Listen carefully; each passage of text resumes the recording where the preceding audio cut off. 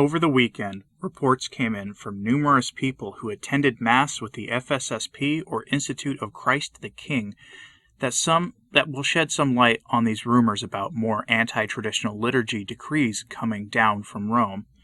I was told personally from a few different people, independently of each other, that their priests had reported that the superior generals of the Fraternal Society of St. Peter and the Institute of Christ the King, Sovereign Priest, and by extension, the other Ecclesia Dei communities, were being summoned to Rome in September to meet with Francis or his representatives, likely Archbishop Roche of the Congregation for Divine Worship, and that they were to expect more bad news, and that it was worse than any of us realized. I've hinted that news had been coming in that Francis the Great and Merciful would be moving against the traditional fraternities' seminaries next, meaning that he would be closing the seminaries for the FSSP and similar groups soon, and that even a liturgical reform of the traditional Latin Mass may be coming, one that would add the elements of the Novus Ordo to it and would then formally eliminate the traditional liturgy by forcing it upon the authorized groups. While the details still remain fuzzy at this time on this, enough personal reports were sent to me over the weekend that make me think that there's a lot of validity to this rumor, and that it's probably going to be worse than we think. Remember this, Papa Francis is 84 years old and needs to move quickly if he's going to eliminate the traditional Latin Mass before he goes before our Lord for his eternal reward. And despite the fact that he has things set up to all but ensure that the next conclave chooses a pope of his liking, he'd rather not take chances of having the landmark work of his alleged pontificate undone. The devil hates Latin. I've said that numerous times before, and I'm really just repeating what exorcists have said publicly on that. But apparently so do his henchmen in the episcopate and in the clergy. But for the traditional Catholic, the issue here isn't the language. The traditional Latin Mass is not just the Novus Ordo Missae, not just the Novus Ordo Mass said in Latin. It's very different things. If you need to see the difference, go watch that new documentary that has come out on the traditional Mass called Mass of the Ages. Making the Novus Ordo Missae said in Latin wouldn't change the problems that are inherent to the Novus Ordo. But that's sort of a moot point anyway, because in June it came out that publishers of the Novus Ordo liturgical books in Latin were told by Rome to cease publishing them. And now we get the story of a priest in Costa Rica who has been suspended by his bishop for appealing the ban of the Tridentine liturgy and for his practice of saying both the new Mass and the old in Latin. I have a first-hand report here on that story, and it was translated into English by Rorate Caeli. It goes into a lot of detail about the story in Costa Rica and gives a great deal of insight into the thinking of the modernists in Rome, and frankly, what we can expect next from Francis the Great and Merciful. The piece is long, so I'll have a meaty quote from it, but I'll have it linked in my show notes at returntotradition.org so you can read the whole thing, because I'm not going to do that here. Now again, that's the name of this podcast or channel with a .org at the end. Skip past the Patreon pop-up unless you want to become a patron, which if you do, that's great and it's appreciated. But there is no paywall for my sources. Anyway, the first-hand account that Rorate Caeli translated begins with a history lesson for the diocese and the traditional liturgy therein, and of the priest in question, Father Sixtus. In 2007, Benedict published his Motu Proprio Summorum Pontificum, which, among other things, made the hermeneutic of continuity the official policy of the Church. In Costa Rica, the document was interpreted in the most draconian way possible, functionally not permitting the Latin Mass to be said in the country, which I don't know how you read Summorum Pontificum and come to that conclusion, but that is how they interpreted it, until Father Sixtus and laity worked with the bishops to get priestly fraternities like the FSSP and the Institute of the Good Shepherd to come into the country and train priests for the Mass. Quote, with the help of the priests of the Good Shepherd Institute, Father Sixtus learned the Usus Antiquor, celebrating his first Mass in the extraordinary form at the Rorate Caeli Mass on December 13, 2019. It went from celebrating a few Masses a month to having 3 Masses a week, with an attendance of approximately 250 faithful. Baptisms, marriage, requiem Masses were celebrated, and traditional and sacramental customs were revived. From this group of faithful, several vocations to the priestly and religious life have emerged. At least 2 diocesan seminarians, 2 young men are making vocational processes with the Redemptorists, 1 with the Augustinian Recollects, 1 with the Institute of the Good Shepherd, 3 with the Priestly Fraternity of St. Peter, 1 novice in the Congregation of the Legionaries of Christ, and 1 novice in the Handmaids of the Holy Family in Colombia. End quote. This is the story everywhere. Where even the hesitant bishops permit the usus antiquor to thrive, so too do vocations to the priesthood. Not among the SSPX, whom the bishops foolishly fear, but among the FSSP and similar organizations. The various traditional priestly fraternities have thriving vocations and lack the resources to meet the demand for parish communities and would-be seminarians, and that's across the board from the SSPX to the FSSP and the Institute of Christ the King and the rest of them. The bishops in our time of otherwise declining vocations should take note of that. And here's the thing. I think that they do take note of that. And maybe that's why they want the traditional Mass gone. So let's fast forward to 2021 and the issuing of Francis's great and merciful evil decree banning the Mass of the Saints, which showed that the hermeneutic of continuity was never real in the first place. That's when the trouble began for Father Sixtus. Quote, on July 16, 2021, the Holy Father published the Motu Proprio Traditionis Custodes. The document establishes that each bishop regulates the celebration of the Mass with a text prior to the liturgical reform of 1970. It also establishes that it must be verified that the group of the faithful is in full communion with the Church. As an aside, I have no idea what that means. Since the group and the priest meet the conditions, both Father Sixtus and the Summorum Pontificum Costa Rica Association contacted the bishop and requested the necessary permissions. However, the Episcopal Conference of Costa Rica issued a communiqué saying that there was no group in the country that adhered to the formal liturgical tradition, and therefore the traditional Mass could not be celebrated in the country. This communiqué was unusual, since it is not within the competence of the Conference of Bishops to legislate on this matter. It also insinuated a censure to the use of ornaments and traditional elements that have never been eliminated in the Roman Rite.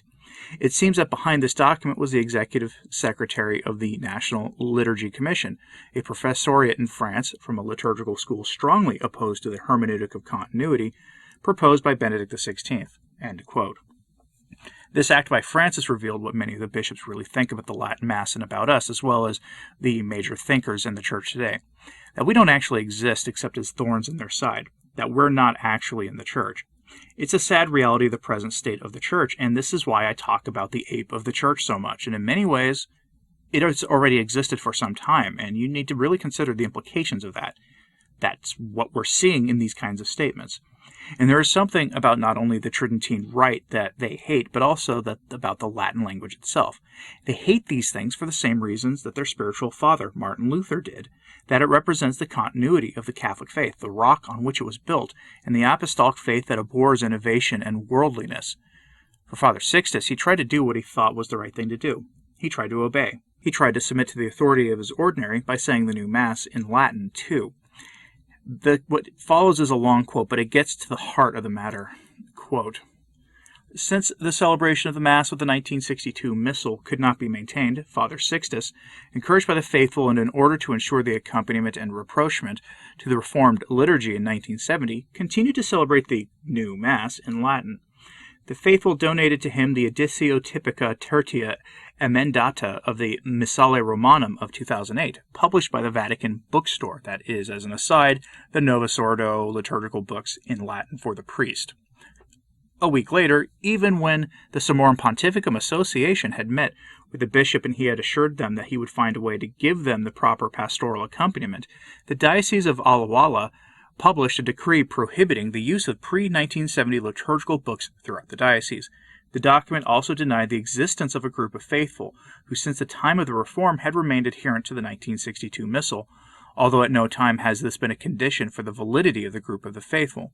The document also prohibited the celebration of the Novus Ordo Missae in Latin and celebrating ad orientem, in what the decree considered to be quote-unquote hybrid forms.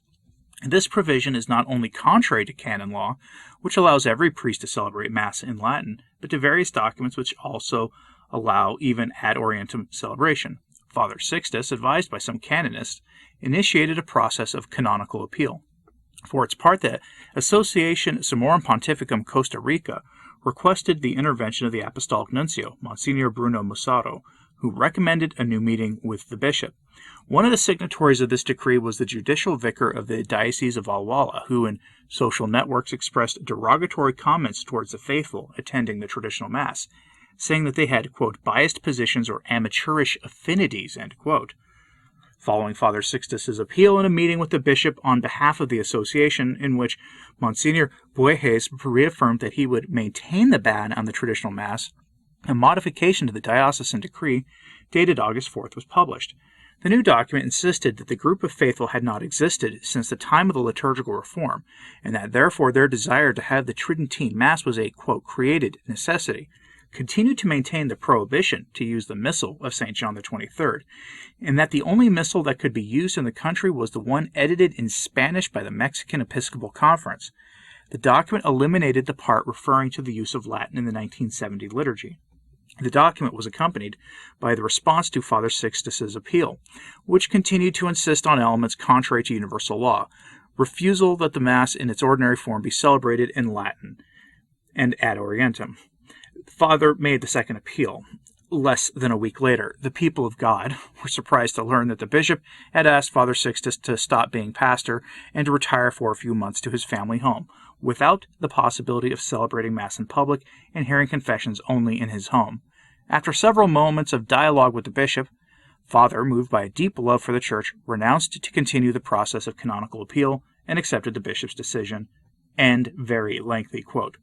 And now, you may have noticed that his name appears as Father Sixtus and Father Sixto in the text that was on the screen for those watching on YouTube and not hearing this on Spotify or someplace like that. It appears in both forms throughout this article, so just for the sake of continuity and ease of you, the audience, hearing this, I just called him Father Sixtus throughout the entire piece.